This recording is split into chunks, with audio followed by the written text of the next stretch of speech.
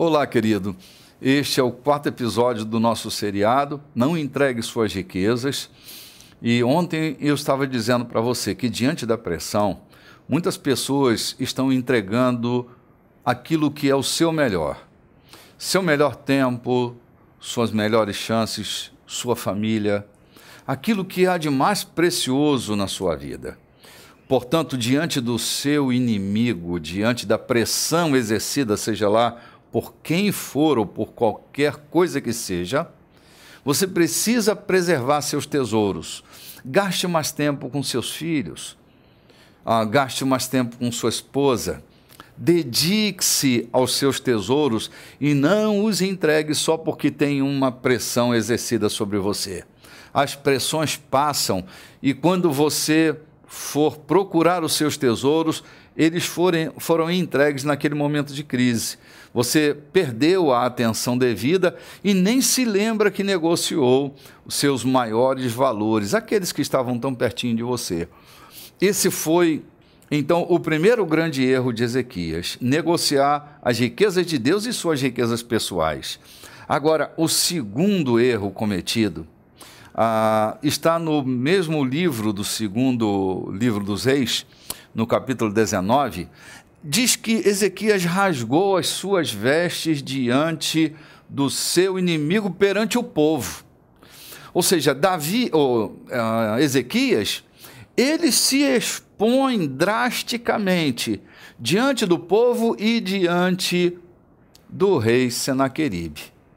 Eu quero animar você a se prostrar diante de Deus, mas nunca se prostre diante de uma adversidade. Todo homem que se põe de joelhos diante de Deus se manterá de pé no meio das suas crises. Então não se perca porque você tem uma crise e tem um Senaqueribe fungando no seu cangote. É que você tem um Deus todo-poderoso e precisa contar com Ele. Deus não é alguém que a gente tem que contar no casamento, no batizado, no sepultamento e em ocasiões festivas. O que Deus deseja não é uma relação de ficante com você.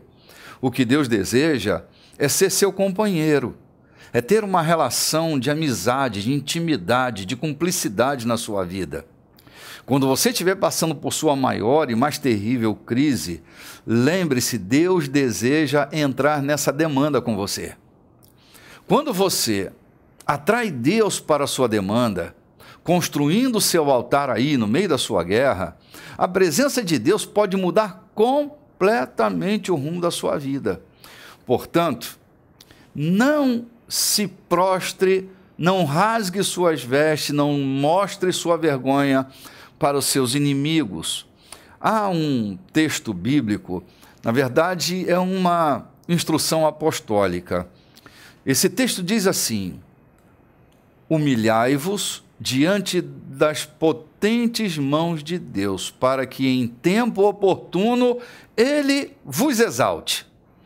Toda vez que você se prostrar diante de Deus, Ele vai manter você de pé diante das adversidades. Mas toda vez que você se prostrar diante dos seus inimigos, vai faltar força a você. Olha, as crises elas são reveladoras. Tem um texto belíssimo do rei Salomão, em Provérbios capítulo 24, versículo 10. Nessa versão que eu tenho aqui à minha mão, diz assim: se você se mostrar fraco no dia da sua angústia, a sua força será pequena. Então, no dia da sua angústia, não se dobre diante da pressão. Você precisa se dobrar diante de Deus, mas diante da pressão, não. Você precisa estar de pé para tomar boas e assertivas decisões.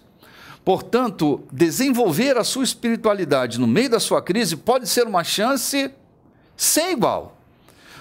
Conduzir a sua vida por meio da inteligência espiritual pode ser a chance que você precisava, mas quando você se prostra diante da adversidade, você perderá sua força e será devorado pela adversidade. Eu volto amanhã, querendo Deus, nesse mesmo horário, para dar continuidade. Será nosso último capítulo dessa semana, não é? Então fica ligado, porque amanhã, nesse mesmo horário, estarei de volta. Desejo paz a você e a sua casa. Shalom.